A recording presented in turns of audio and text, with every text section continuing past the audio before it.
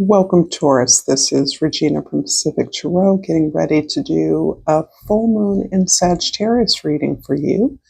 The full moon in Sagittarius is on the 31st of May. It is a blue micromoon. Blue moons are when two full moons occur in 1 month, and we had a full moon on the 1st of May. So this particular full moon is thus a blue moon. It is also a micromoon because the moon in Sagittarius is the greatest distance from our Earth at this time. And so the moon appears somewhat smaller than what it ordinarily does. So it may be difficult to see. It does not turn blue. Too bad. So this is really striking you in a particular area of your life. Not only is this focusing on what resources you share with your intimates, with other people, it's also your values, the way you give and receive, exchange energies, money, love, the things that are part of your consideration when you balance out your energies between yourself and others. With Venus ruling your planet, this is significant. This impacts not only your actions, but the actions of others. So I'm going to start with the energy archaeology. And let's see, have I even looked up? The identity card is the card that I pulled for you, and I'm going to read a little bit from the guidebook. Your ego is your personality, the shape you take, the way you show up in the world. It is how you identify, how you wish to identify, and what you wish to identify with. Your ego is the landscape within which you live your life. But landscapes are ever changing, and nature does not attach meaning to itself. The dunes are constantly reshaped by the wind, but the desert does not fail to be a desert. In the same way, you're constantly shifting, yet you will always be you. The thought patterns, emotions, and identifiers you've lived by and with have shaped the landscape of your life and your perception of yourself. They're meant to shift and grow as you do, physically, emotionally, and energetically. Your ego will always seek stability, something to define yourself by. This seeking can help you step up in higher and finer platforms to become who you came here to be. You will refine your abilities, perspective, and way of being to ensure stability. And that's the catch. As you do that, you will inevitably shift. And this is coupled quite beautifully with the Pride card. I love myself and see myself in everyone. I think this idea of the shifts that naturally occur in our lives, in our circumstances, in our environment, impact others in much the same way that was mentioned earlier. So as others change, you are impacted by that and can experience change yourself. But fundamentally, you are exceedingly proud of the way in which you love and are loved back in return. In the present, we have the Queen of Swords. This is describing your attitude, your approach. You are fundamentally detached from your emotions, or understanding the need to do so as you make some decisions about the way resources are shared, have been shared, or need to be shared in the present moment or in the future. You are really questioning the prior goals that might have guided the way that you share resources, money, intimacy with others, and understanding that those goals have changed. Perhaps your ability to care for your children, as an example, changes as they grow and have children of their own. And how does that reorient your activities or what you recognize as the goal of your existence now? Where does that place you? I do see you wanting to have a fair amount of control over the way that resources are shared uh, when you are involved. There's a way in which you organize and focus in on goals that you believe are necessary to move forward. I see you also at this point challenging the role that you've always played, particularly if circumstances have changed and you don't need to adhere to a certain set of obligations that have always guided your life. So I think you're looking for a truth. You're trying to listen to those you've been in relationship with for a while in order to understand their goals, their needs, not so that you can necessarily conform around those, but so that you can understand what freedom you may have now that you didn't have in the past. In the past, the Three of Swords, how interesting. This is definitely showing in the past that this attitude of detachment has come as the result of your taking more responsibility for patterns of giving and receiving in your life. This is you looking at all relationships comprehensively and recognizing a certain way that you give and expect to receive as a result of that. The patterns you see that include failures and successes are ones that have given you cause to evaluate the way that you are open to different ways of sharing resources, different ways of being in relationship with others, ways in which you expect comfort and safety or protection and offer to give that or reciprocate in that same way. This is also about the way that you are responding to what others need of you in a way that may be not serving your interests, maybe feeling exploited, feeling underappreciated, feeling not seen in relationships that have caused you to look deeper at a pattern that leaves you feeling depleted when you are giving so much with the expectation of having that returned to you in some way.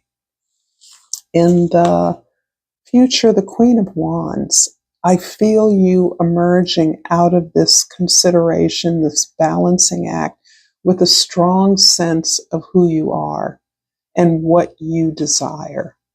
And I feel that this is emerging in a way that is unique from the way that it might have emerged in the past. This goal is really specifically something that you desire. It doesn't necessarily fit into the way that you've always interacted in your relationships or ways that you've always shared what you had with others. This is you being determined to achieve something that will benefit you. It feels like a creative expression. It feels like an opportunity to articulate some aspect of yourself that you deeply identify with, a way of performing that gift in the world that you feel has been closed off to you in the past for a variety of reasons. So I hope you're resonating with this reading so far, Taurus. If so, please like this video and subscribe to my channel, Pacific Tarot. I love your comments. I appreciate all the ways that you support me. The Three of Swords in the past is clarified by the Queen of Swords and the Six of Cups. And the Queen of Swords is clarified by the Five of Cups the Emperor, and the Two of Cups in the Queen of Wands in the future and the Magician, like that. Okay, so in the past, the Queen of Swords is a repeat here, right? In however you continue to process this information that you have been digging into in your life, this represents recognizing your responsibility in any way that you feel that you failed or even succeeded in relationships. Realizing that that is something you chose. If there's a pattern that feels upsetting, unsuccessful, feeling left out, rejected, particularly abandoned, there may be a way in which you unwittingly chose that experience repeatedly. It's sort of like the way some of us marry a parent, a mother or father, based on the experience we had growing up, or we marry the opposite of a parent, thinking that we're getting away from a pattern that we come to see is not so different. The Queen of Swords is absolutely about the understanding that the truth is not what you thought it was, is not what you were conditioned to believe. What works for you is something you now have learned as a result of a series of experiences in all relationships that you are really trying to learn from. You're really trying to advance your ability to get along not only with current loved ones, but with new allies, new friends, new associates, new community members, or potential co-creators. The Six of Cups here talks very much about this being the replication of a pattern, something nostalgic, something in the past, perhaps that seemed romantic at the time and perhaps left a blueprint on the way that you engage in relationships, particularly relationships in which you had opportunities to be playful, to bring pleasures to others that may again be part of the pattern that was imprinted on you regarding what you expect in relationships. In the present, the thought, Queen of Swords, again, we're still bringing that critical eye, and critical in the sense of being intelligent about our experiences by detaching ourselves from them so that we can actually, again, look clear-eyed at the way in which we carry emotions around the failures in relationships. This can be relationships with our parents. This can be relationships with friends, lovers, siblings. There's a pattern here where the sadness or the frustration, the regret may be permeating the ability to surrender to these, to accept that this was a pattern one enacted before one learned what your own personal relationship with yourself was going to be, before you had a chance to form that. You enacted a number of unsatisfying relationships in society at whole. Whenever you were rejected, whenever you were excluded or abandoned in life, in work, in your community, these are the experiences that you are surrendering to by allowing yourself to feel those feelings of hurt, and to recognize that this is precisely the reason where you've turned on to yourself, to take control of yourself, to recognize the relationship with yourself is what drives all other relationships.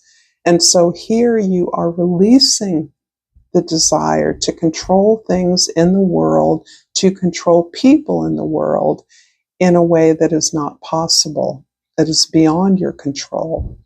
And instead, you are owning your life. owning your experiences, your relationships, and knowing that you create your reality. You select what your reality is going to be, no more, no less so now than in the past. But you're very clear now that anything that moves forward is because of your seasoned experience with manifesting success and value in your life. You know what works for you, and that's what you are leaning into at this point. And that's by way of saying, this is mine. I made this. And if I don't like it, I can make it differently. In the future, the Two of Cups and the Magician are clarifying the Queen of Wands. This is beautiful because this really speaks to really elevating this relationship to self.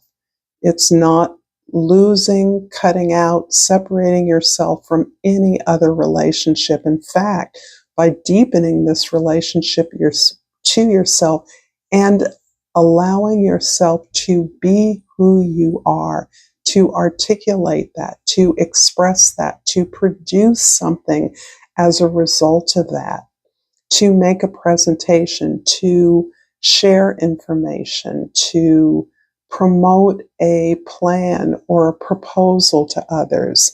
These are all expressions of your taking control of your reality and understanding that you are deserving of expressing who you are as a precursor to magnetizing those alliances, to encouraging change among those alliances as a result of the changes you are making.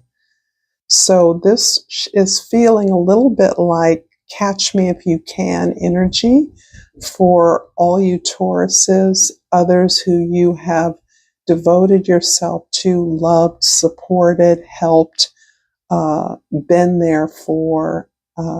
They are now having to keep up with you, follow your lead. You're changing. The way that you are centering what you desire is less and less attached to the needs of others and more attached to your needs and your desires. So I'm going to finish this off with language of flowers and, well, I saw the Mexican marigold first, so I'm going to take that. And the key word is renewal. I like that. Time to begin again, stronger and better. I think that's perfect. I think this really fits the energy I've been describing. Thank you so much, Taurus, for this reading. Until next time, namaste.